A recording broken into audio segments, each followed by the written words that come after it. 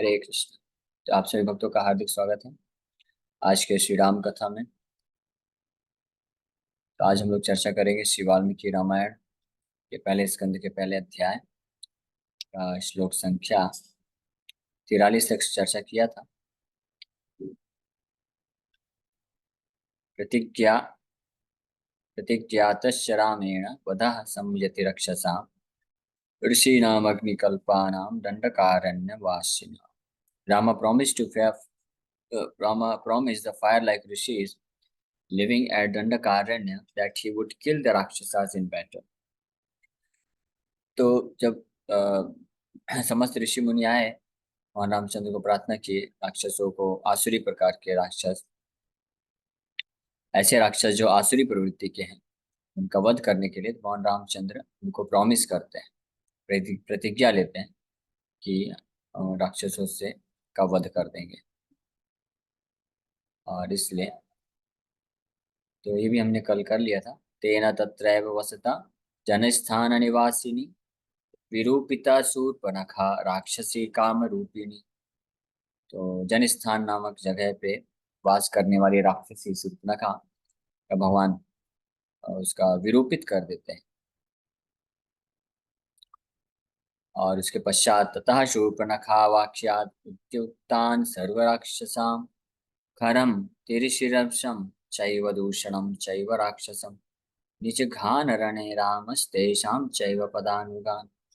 तो इस प्रकार से शूर्पणखा को जब विरूपित कर दिए तो शूर्पणखा जाके अपने 3 असुर भाइयों को, खर, त्रिशरा एंड दूषण, और उनके साथ 14,000 राक्षसी सेना को जब पता चलता है तो वो आते हैं, भगवान रामचंद्र के साथ युद्ध करते हैं। और सबके सब वने तस्मिन् निवसता जनस्थान निवासिना रक्षसां निहतानि आसन् सहस्राणि चतुर्दशा। 14,000 राक्षसों को भगवान अकेले वहां पे वध कर देते हैं। तो ये भी हमने कल कर लिया था। और उसके पश्चात ततो ज्ञाति वधम श्रुत्वा रावण क्रोधमूर्छिता। तो ये श्लोक तक हमने चर्चा किया था कि इस प्रकार से अपने संबंधियों ज्ञाति वधा यानी राक्षसों के वध को सुन करके रावण अत्यंत क्रोधित हुआ और साथ ही साथ में मूर्छित जैसी अवस्था को प्राप्त किया। और फिर वो सहायम वरयामास मारीचम राम राक्षसम। तो मारीच से वो मदद प्राप्त करते हैं और इस प्रकार से मारीच के पास जाते हैं मदद पाने के लिए। खरा was Ravana's relative, for it is mentioned in the Aranya Parva of Mahabharata that Khara was born to Ravana's mother's sister from Vishrava, यानी रावण का चचेरा भाई था खर, उसकी मौसी का पुत्र था खर। Ravana heard about Khara's death from Akampan and Shurpanakha। Shurpanakha और अकम्पन से खर की मृत्यु के बारे में सूचना मिलती है Ravan. Ravana is so named because he causes others to cry, as it will be described in Canto 7। 7वें स्कंद में ये श्लोक आता है रामायण के 7वें स्कंद के 16वें अध्याय के 43 नंबर श्लोक में। यस्मान् लोकत्रयं च एतद् रावितं भयम् आगतम् तस्मात् त्वं रावणो नाम्ना राजन् भविष्यसि। Because the 3 worlds have cried and become frightened, O king, you will become famous by the name Ravana। Ravan का नामकरण करते हुए बोला जा रहा है कि तीनों लोग रो रहे हैं और भयभीत हो चुके हैं, इसलिए उनका जो नाम होगा रावण के नाम से आप प्रसिद्धि पाओगे। तो ये रावण का मतलब, रावण जो सबको रुलाता है, जिसके उपस्थिति से सब रोते हैं। और राम का मतलब जिनके उपस्थिति से सब आनंद में आ जाते हैं। तो जो भी राम को अपने जीवन में लाते हैं, अपने हृदय में लेके आते हैं, उनके जीवन में आनंद आ जाता है। और जो रावण को लाते हैं मतलब रावण की प्रवृत्तियों को लाते हैं, तो उससे क्या मिलेगा? उनको दुख या रोना ही पड़ेगा। रावण की प्रवृत्ति क्या है कि रावण भगवान की शक्ति, सीता माता जो है भगवान की शक्ति है, उनका वो भोग करना चाहता था, भगवान के विरुद्ध में चला गया। इसी प्रकार से जो रावण जैसी प्रवृत्ति रखते हैं लोग, यानी भगवान की संपत्ति को भोग करना चाहते हैं। ये संपूर्ण जो सृष्टि है भगवान की शक्ति है, भगवान की ही संपत्ति है। तो जो भगवान की सेवा में नहीं लगाते हैं वो अपनी सेवा में लगाना चाहते हैं, खुद भोग करना चाहते हैं, तो रावण की जैसी प्रवृत्ति होती है। और इसके कारण वो रावण को जब अपने इस प्रकार से रावण की प्रवृत्ति को अपने हृदय में धारण करके रखते हैं तो इसलिए उनको रोना पड़ता है। तो हम संसार में देख सकते हैं प्रैक्टिकल तरीके से कि जो भी व्यक्ति जितनी मात्रा में भगवान की शक्ति, बहिरंगा शक्ति है, भौतिक प्रकृति का शोषण करके उसका भोग करना चाहते हैं, उतनी ही मात्रा में उनके जीवन में उनको रोना पड़ता है। और जो जितनी मात्रा में भगवान राम को इनवाइट करते हैं, उनको सेवा के भाव से सेवा देना चाहते हैं, उतनी मात्रा में उनके जीवन में आनंद आता है। Due to his anger, Ravana became senseless, that is, stupefied. We learn from Mahabharata Aranya Parva that Vishrava had three wives, Pushpot, Kata, Malini, and Raka. Ravana and Kumbhakarna were born to Pushpot, Kata. Vibhishana was born to Malini. Khara and Surpanakha were born to Raka. Thus, Khara was an intimate relative of Ram.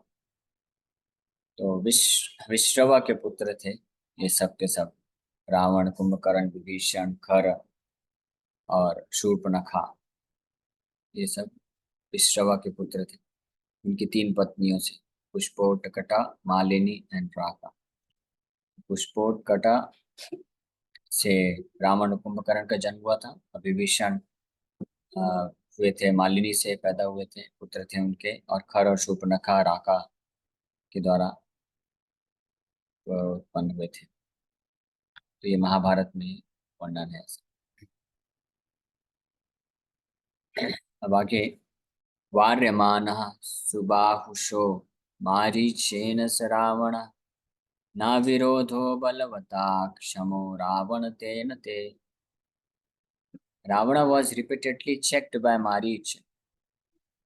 O Ravana, your clash with Rama, a stronger person, is not appropriate. जब रावण मारीच के पास गया help लेने के लिए, सहायता लेने के लिए, तो मारीच बार बार उसको चेतावनी दे रहे थे, सावधान कर रहे थे। वार्यमान, वार्यमाना मतलब उसको बार बार चेतावनी दे रहे थे। सुबह, सुबहुशः, सुबहुशः, बहु मतलब बहुत बार, और सुबहु मतलब कई कई बार। यानी प्रैक्टिकली कहने का मतलब है जब जब रावण उनके पास गया होगा, मारीच उसको तब तब उसको यही उपदेश दिया होगा कि तुम राम के साथ मत भिड़ो, नहीं तो तुम्हारा सर्वनाश हो जाएगा। तो वार्यमान सुबहुशो मारीचेन स रावण, मारीच ने रावण को इस प्रकार से दिया, न विरोध हो कि मत विरोध में जाओ, बलवता क्षम रावण तेन ते, वो अपने से ज्यादा बलवान भगवान राम के विरोध में मत जाओ। रावण को चेतावनी दिया गया लेकिन फिर भी रावण नहीं सुनता है। Marich told Ravana, I have seen Rama's heroic deed of vanquishing Khara and others. He is stronger than you. Shama is in this context misappropriate. तो मारीच ने देखा था, मारीच भी तो उसी जंगल में थे, तो देखे थे कि भगवान रामचंद्र जब 14,000 आसुरी सेना आई थी और एक साथ सब अटैक किए थे, भगवान राम इतने हीरोइक थे, इतने वीर थे, वीरवान थे कि उन्होंने उन सब 14,000 असुरों का एक साथ सामना किया अकेले, और सबको एक एक करके धराशायी कर दिया। और मारीच को जो बाण मारे थे तो मारीच तो कई सैकड़ों मील जाके गिरा था। मारीच को इसलिए अंदाजा था कि राम का जो बाण लगा था उसके छाती में तो कितना प्रभावशाली था, इसलिए वो भूल नहीं सकता। इसलिए वो रावण को बोलता था कि राम को साधारण मनुष्य मत समझो, वो कोई साधारण मनुष्य नहीं, वो बहुत ही शक्तिशाली। लेकिन फिर भी ये चेतावनी भी स्वीकार नहीं कर पाएगा राम। अनादृत्य तु तद्वाक्यम रावणः कालचोदितः जगाम सह मारीचस्तस्याश्रमपदं तदा। Disregarding Maricha's words, Ravan, impelled by death, यहाँ पे एक बहुत महत्वपूर्ण शब्द आया है, काल चोदितः, यानी काल यानी मृत्यु, मृत्यु के द्वारा प्रेरित रावण, यानी मृत्यु के द्वारा ऑलरेडी ये डिसाइडेड डेस्टाइंड काल के द्वारा, तो इम्पेल्ड बाय डेथ, मृत्यु के द्वारा प्रेरित रावण मारीच के शब्दों का अनादृत्य, डिसरिगार्ड कर दिया, यानी अनादर कर दिया, नहीं माना। अनादृत्य तो तद वाक्यम, तद वाक्य मतलब मारीच के वाक्यों को नेग्लेक्ट, अनादृत कर दिया, और इसके कारण जगाम सह मारीचस इमीडिएटली अराइव्ड एट दैट रामास आश्रम विथ मारीच। तो मारीच को साथ में लेकर के जगाम सह मारीचस, सह मतलब साथ में, मारीच को भी लेके आया। तस्य आश्रम पदम तदा भगवान रामचंद्र के आश्रम के समीप आ गया। That Rama refers to Ram, who was famous for killing Kharadushan and others. Ashram Padam indicates that Ravana and Marich went to the place of Rama's ashram. तो राम के आश्रम में पहुंच जाते हैं। तो रावण तो लंकेश लंका से आया, मारीच को भी भगवान ने मार के कई सैकड़ों मील दूर फेंक दिया था। तो वो भी फिर वहां से मारीच को लेकर के और जाते हैं, डिसाइड युद्ध करने की इच्छा। युद्ध नहीं, रावण तो युद्ध नहीं करता है, वो कुछ छल करेगा, कपट करने की इच्छा। तेन माया विना दूरम अपवाह्य निर्पतात्मजौ जहार भार्याम रामस्य वृद्रम हत्वा जटायुषम। The two sons of Dasharath were taken far away by that magician. Then Ravana kidnapped Rama's wife and killed the vulture Jatayu. तो यह अध्याय पूरे रामायण का संक्षिप्त इसमें वर्णन किया जा रहा है, इसलिए एक ही श्लोक में ये पूरा लीला को बता देते हैं, कैसे रावण मारीच को प्रेरित करता है। मारीच मैजिशियन है, मैजिशियन की तरह मायावी, माया विना, यानी तेना माया विना, उस मायावी मारीच के द्वारा दूर ले जाया जाता है। दूरम अपवाह्य निरपात्मजौ, निरपात्मजौ मतलब नृप आत्मजौ, दशरथ महाराज के दो पुत्रों को वो अपवाह्य बहुत दूर लेके चला जाता है कुछ माया भी शक्ति से।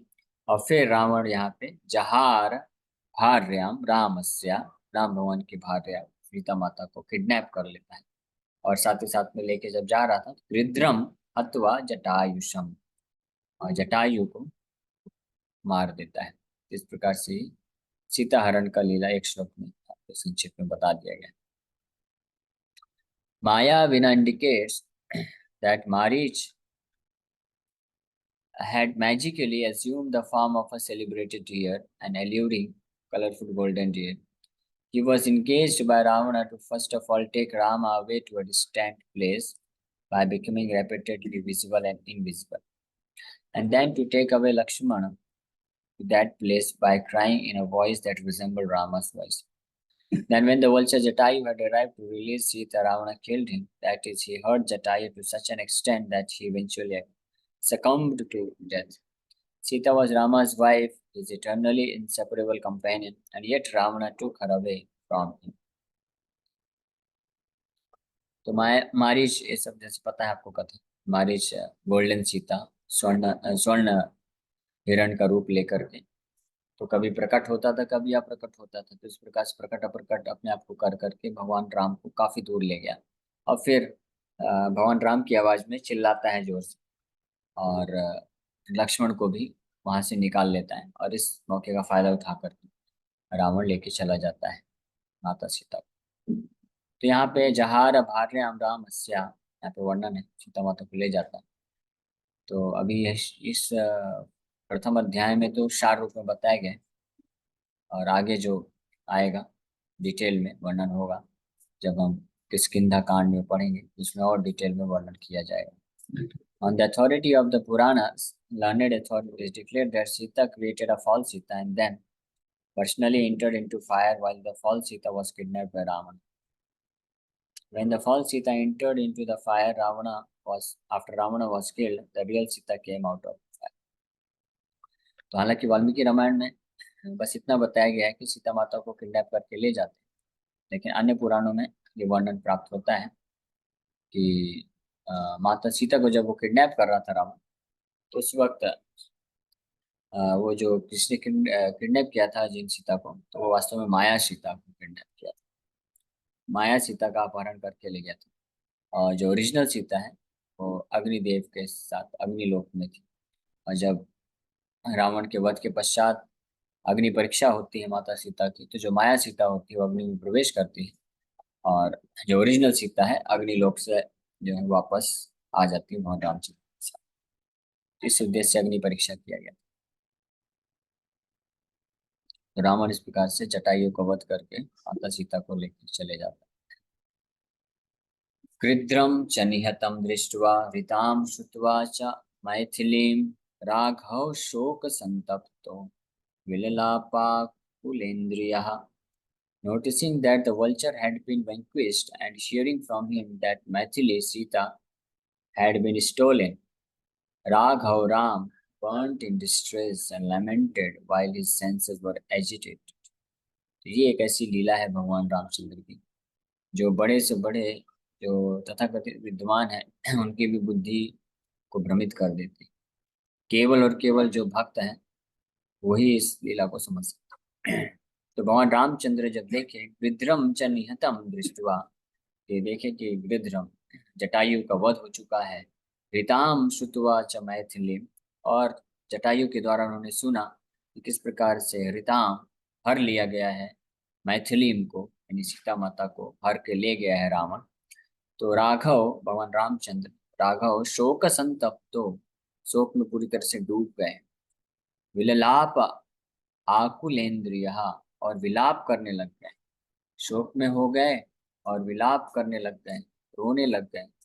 और आकुल इंद्रियां, और उनकी जितनी इंद्रियां हैं वो सब के सब एजिटेट हो गए, भ्रमित हो गए, इतने हद तक कि वो जाके वृक्षों से भी पूछने लग गए कि सीता को किस ओर जाते देखा। इस हद तक विलाप करने लग गए। तो ये जो लीला है इसको कोई भी जो अभक्त है वो समझ नहीं सकता है, लेकिन जो भक्त है वो इसको बहुत अच्छी तरीके से जानते हैं। जब इस लीला पे विस्तार से चर्चा होगा, अयोध्या किष्किंधा कांड, तो हम लोग वहाँ पे इसके बारे में ये और चर्चा करेंगे कि क्यों भगवान रामचंद्र इतना विलाप कर रहे हैं। तो इस प्रकार से इसका तात्पर्य कल हम लोग पढ़ेंगे। तो इस प्रकार से सीता हरण लीला तक यहाँ आज कंप्लीट की। Thank you very much. Hare Krishna Hare Krishna.